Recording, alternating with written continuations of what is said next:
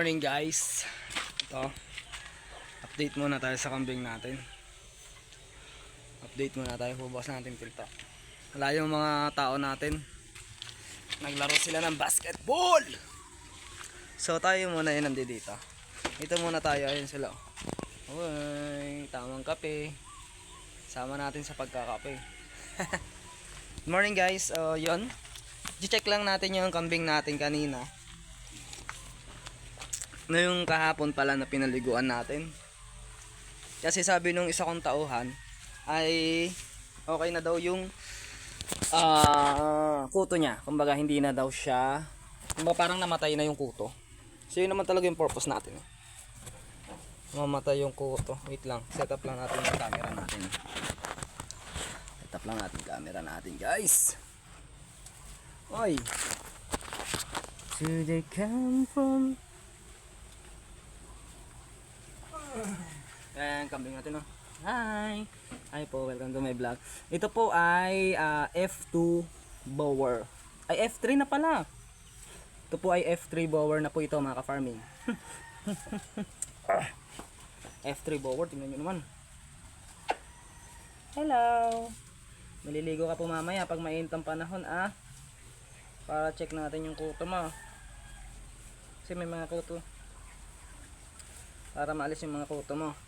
So papaliguan ho natin sila. Napaliguan na namin to kahapon, mga ka-farming. Check lang natin kung natanggal ba yung, o kung namatay pa. Tingin ko naman namatay. Yun, namatay yung mga kuto nila, oh. Gulat niya ako, mga ka-farming, kasi yung gwapo, oh. Ano? Ang gwapo.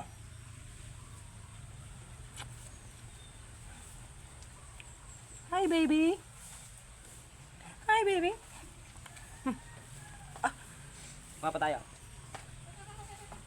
Ito yung ating kambing na dappled. Yung nauna, ito, yung pinakita ko sa inyo, at saka ito ay gagawin nating bulugan. Yan. Yan po, dappled. Okay, kaitso. Nagawin po natin tong bulog. Yan po. Say mag-hi. Hi. Hi baby. Hi baby. O maganda pong nag-aalaga ng kambing kasi nakakawala po ng stress. So sa mga nakakasubaybay po sa aking YouTube channel, nagtatrabaho po tayo sa Maynila. So umuwi tayo dito para matanggal yung stress natin kasi stress si Papa Dan. Ngayon, medyo okay na ako kasi may mga pet ako na nakakapagpawala ng aking stress. Ano? Tingnan nyo kung gaano aganda, oh. Diba? Ito ang aking pinaka, ano lang siya, F2 Bower. Tingnan nyo, F2 pa lang yan. Yung isa F3.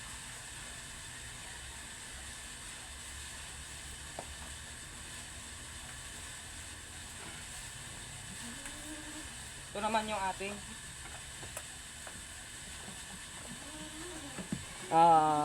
Anglo.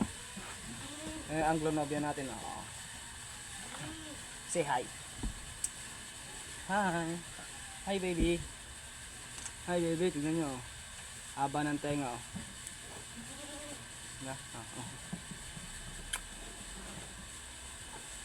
Bigat.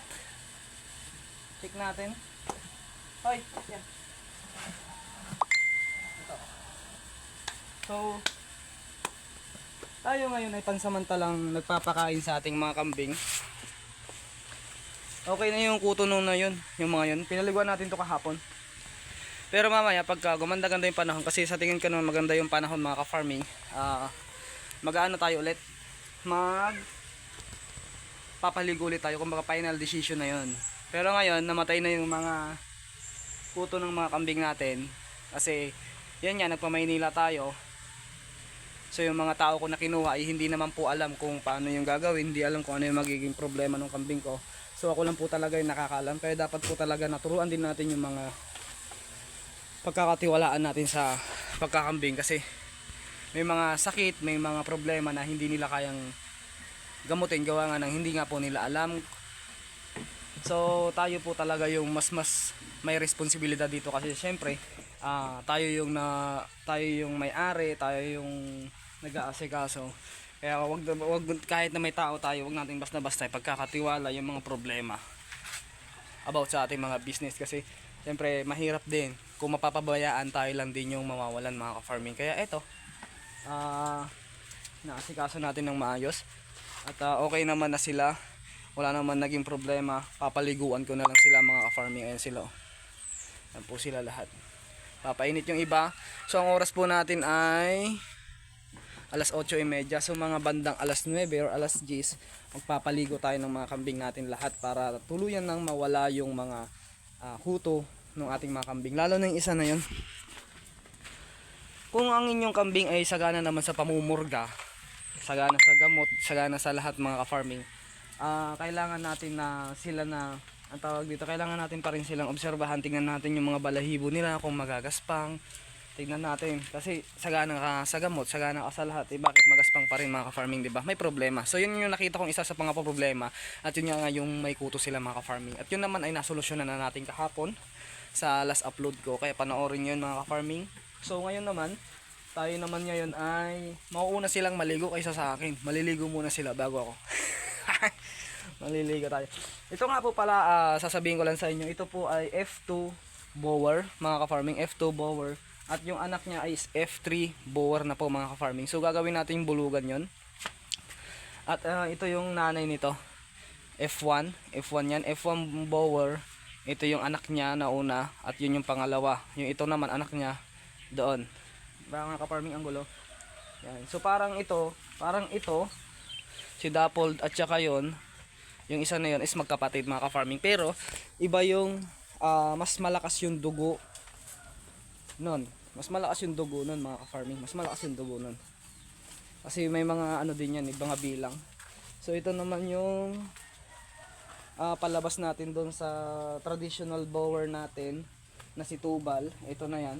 Gwapong-gwapo ang ating bulugan na yan. So marami po tayong mga bulog, kaya sa mga gusto pong bumili ng bulugan natin is magpa-reserve na po kayo dito sa season, sa kambingan ko para makuha nyo po yung mga gusto nyo. Ang hindi ko lang po ibinibenta is ito at saka yun. Pero yun si Anglo, kung para sa akin kunin nyo yun sa Anglo kasi puro po bulog. Kung ayaw nyo naman po na bumili, pwede nyo naman po i-swap mga ka-farming. Pwede naman swap nyo sa babaeng kambing mga ka-farming. Yan, kasi tayo naman po ay nagpaparami. Kaya yan, yun lang yung update. Okay naman silang lahat, wala naman naging problema na at magaling na yung ano nila. Ito yung tatlo. Yan, hindi nyo nakikita yung isa maitim. Ayan, ito dalawang native lang to. Ayan, yung isa. Kumain ka na dyan. Ayan sila. Diba? Kanya-kanyang ano sila. Masusugat ka dito anak. Kanya-kanya silang ano. Yan. So nakakatanggal din ng stress yung mga kambing natin na yun. Diba? Si Dappled. Hi Dappled. Yung Dappled natin. Dappled. Akit ka na doon? Kain ka na po? Kain ka? Mga kambing natin. So yan lang mga ka-farming, na-update ko lang kayo dito sa aking kambingan. At mamaya magpapaligo tayo sa mga kambing natin. Kakatapos ko lang din magpapawis kasi doon sa trabaho natin hindi tayo masyado pinagpapawisan. So kailangan natin din magpapawis dito mga ka-farming para nang sa ganoon naman healthy tayo palagi. So yun lang mga ka-farming, ito yung setup ng aking kulungan. Yan po yung setup ng aking kulungan. So magkakape muna tayo, alas 8 na, magkakape pa lang tayo. So yun lang muna mga ka-farming. Update lang ulit tayo mga ka-farming.